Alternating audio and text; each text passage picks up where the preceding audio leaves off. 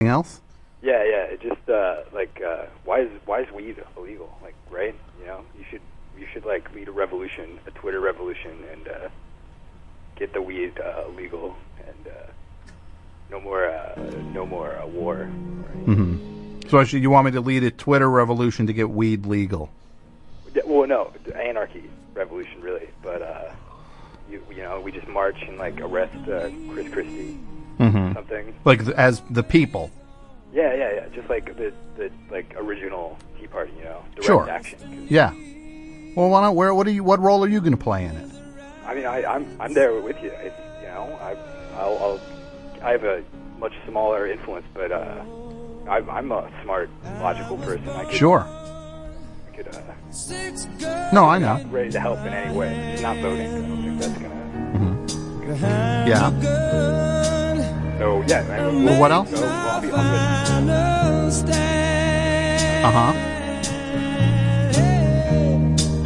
That's why they call me.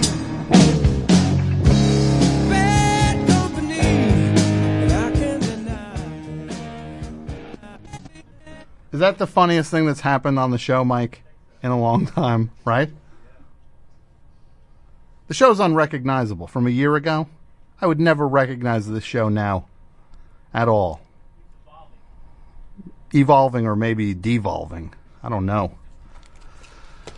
All right. So anyway, this Garry Shandling, right? So my buddy says, yeah, he'll answer questions on Twitter about Larry Sanders.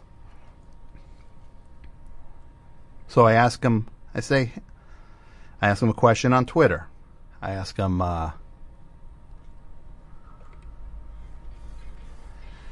if Artie, his producer on the show, if he feels that Artie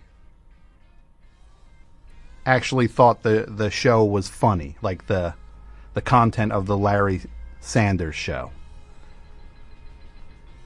And then, like, I said, hey, I wanted to know if you think he actually thought the show was funny. I rewatched the episodes, and that's what I came away thinking. And then he went on some, like, high-handed thing, like, well, who? I can't even remember how he phrased it. It was just like, you're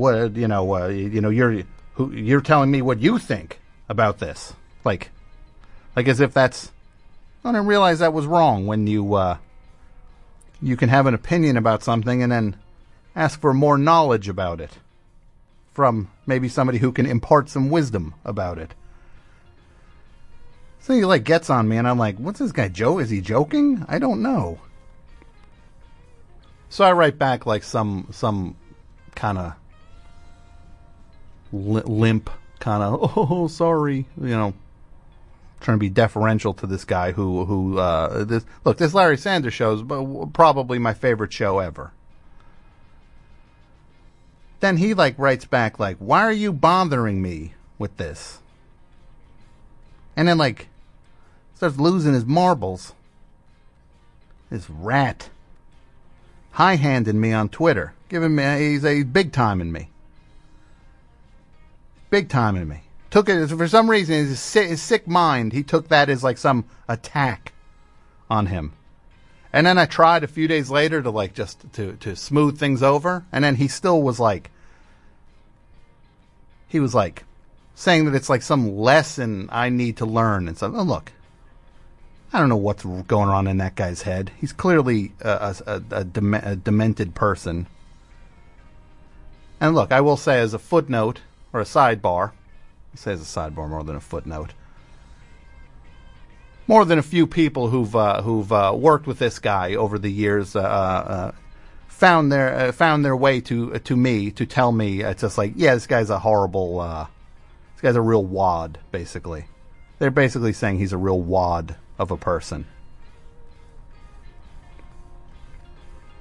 It's like, look, if this guy misread something, that happens.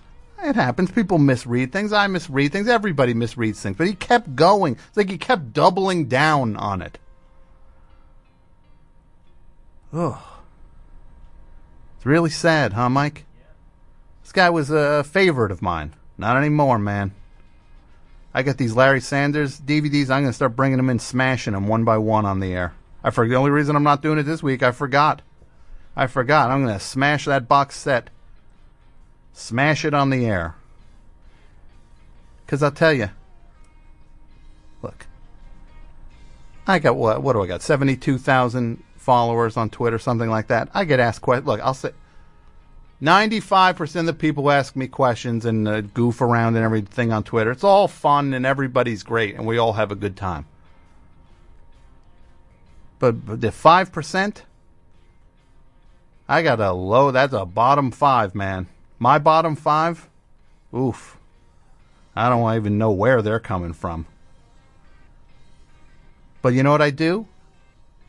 I try to make everything right. You do the email. I answer so many emails. I try to answer everybody's email. Everybody writes me things. Some people write me the dumbest things you've ever seen in your life.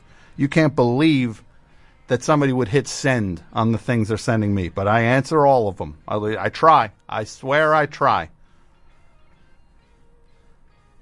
I sit there watching the newsroom answering these emails. I watch junky TV and I answer these emails. I try to answer everybody's thing. Because you know why? I appreciate the fact that somebody cares enough to ask a question. Look, I'm not some hero for this. Just trying to be respectful. Somebody asks a question, I try to give them an answer.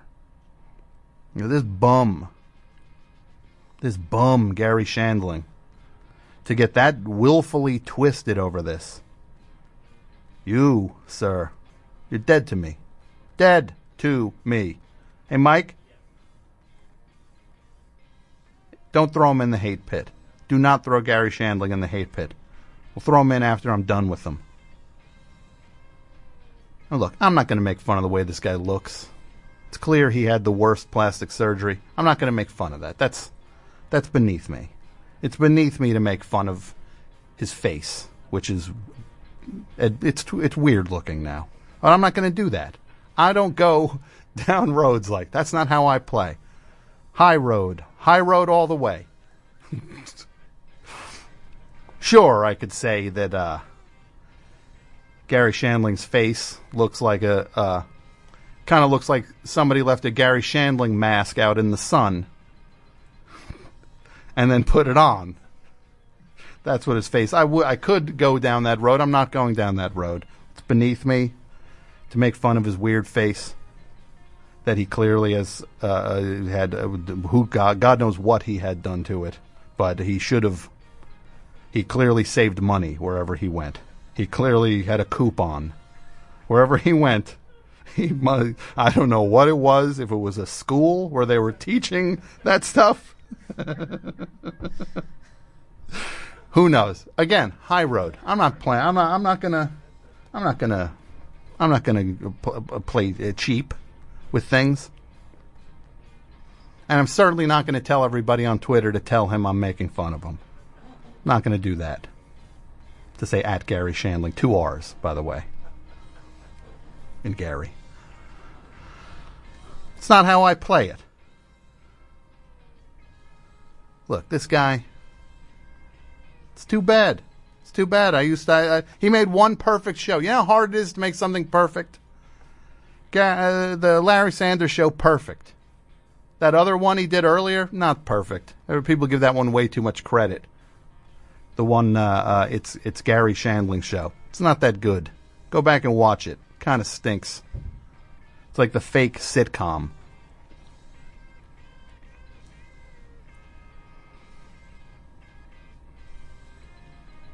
Look, this guy, he's a bum.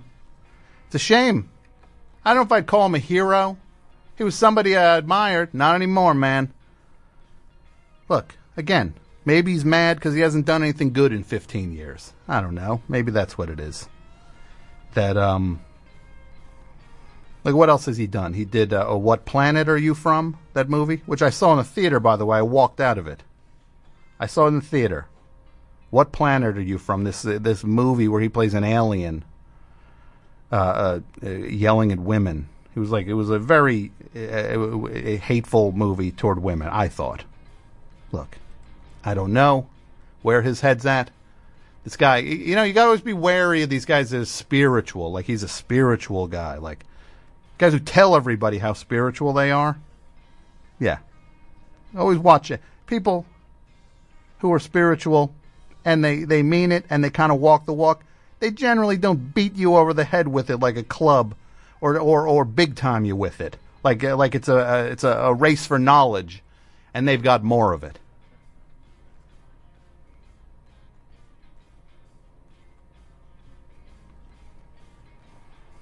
I laughed when I saw Garry Shandling, big time Ricky Gervais, when he did, because he interviewed him. And look, Ricky Gervais, I got my problems with this guy. One thing I'm not clear on is his where he stands on the issue of religion. Does anybody know where Ricky Gervais stands on the issue of religion? If we could only get a clear answer. Is he a religious man or not? If he would only tell us where he stood insofar as religion goes. Ricky. Also, Ricky. This guy's coming up on 50. Ricky. It's time to be Rick or Richard. Ricky. That's neither. Again, I'm not going down that road. Apparently now I am in league with. I have even though neither of these. Well, Garry Shandling knows I'm alive. Ricky Gervais does not. Apparently, I am on his team now. United against an enemy. It's like a Dick Tracy villain, Garry Shandling. Right? That face. What do they call him? Rubber face? Baloney face. He does look like baloney face. Look, again, he has that look. And I only say this because I'm trying to draw an example of where I am not going to go when I talk about this. The easy thing for me would be to say it looks like he's pressing his face against a bakery window, looking in at the delicious sweets inside, and his face is getting a little distorted, right? Take that line of comedy off the table. Off the table. Mike, off the table. The high road.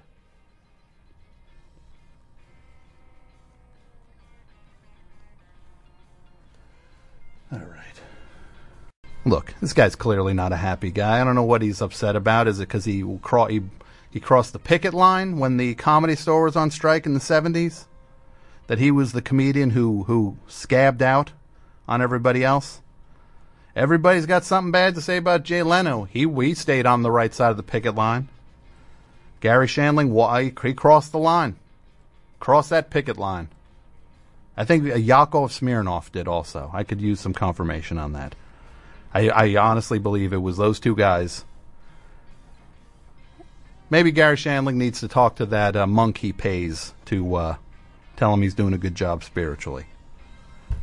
But again, this guy, you're dead to me. You clearly don't know how to use Twitter. You can't do it. You don't know how to read tweets, people writing to you. Or you're so entrenched in your ways, you're so demented at this point that you're looking for somebody to make you feel better by stepping on. That's the other thing. I don't make fun of the little guy. Well, actually, I've made fun of.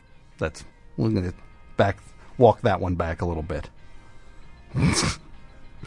Like Don Rickles, I do not make fun of the little guy.